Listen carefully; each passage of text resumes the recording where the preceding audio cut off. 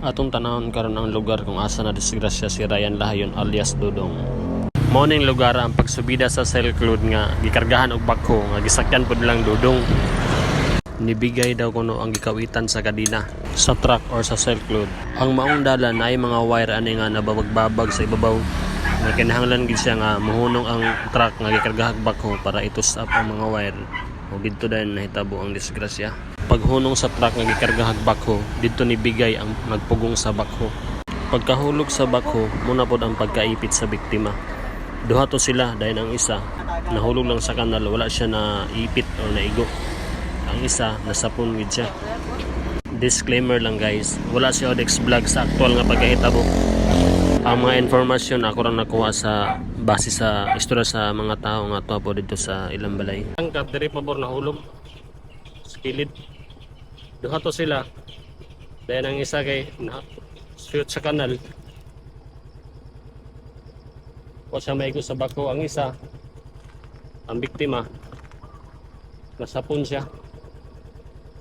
Dito siya naigo. Halos tapad lang sila pagkahulog sa bako o pag-ambak nila.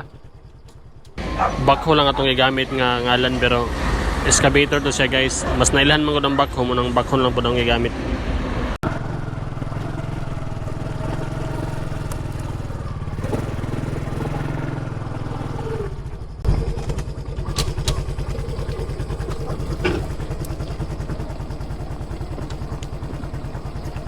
Hindi nga wire ang kinhalal na ipatos na ibabaw.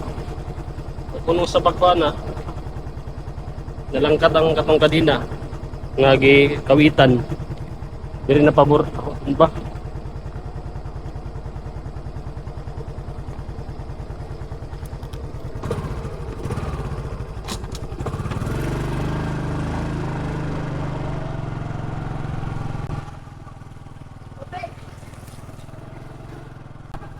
Motong dalan nga gikan sa Sabangan paingon sa Dalirig, ang primerong subida gikan sa tubig.